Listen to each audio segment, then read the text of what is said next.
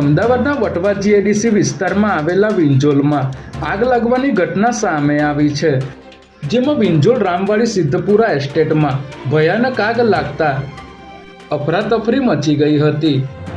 અહીં આવેલ સંકટમોચન હનુમાનજી મંદિરની પાછળ એક કંપનીમાં ભયાનક આગ ફાટી નીકળી હતી.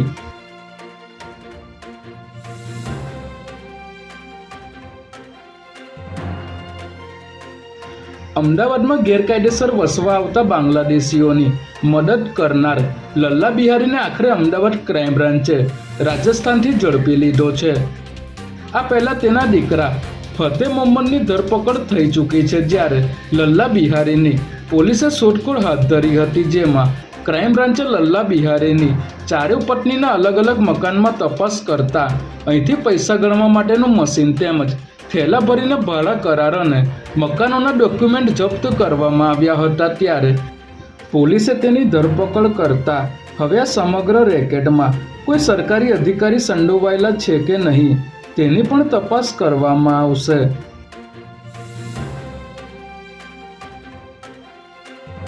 સ્ટેટ મોનિટરિંગ સેલની ટીમે તાજેતરમાં આઈઆઈએમ પાસેથી એમડી ડ્રગ્સ સાથે 2 ખેપિયાને ઝડપી લીધા હતા, જેમની પૂછપરછમાં બાદશાહ ખાન અને અજમલ નામના શખ્સોએ આ ડ્રગ્સનો જથ્થો આઈઆઈએમ પાસે પહોંચીને એક વ્યક્તિને આપવાની સૂચના આપી હોવાનું જાણવા મળ્યું હતું, જેના આધારે પોલીસે પ્રેમ દરવાજા પાસેથી બાદશાહ ખાન પઠાણ અને અજમલ ખાન પઠાણને પણ ઝડપી લીધા છે. ત્યારે પકડાયેલ આરોપીઓ આઈઆઈએમમાં ચોક્કસ વ્યક્તિને ડ્રગ્સનો જથ્થો નિયમિત રીતે સપ્લાય કરતા હોવાનું જાણવા મળી રહ્યું છે.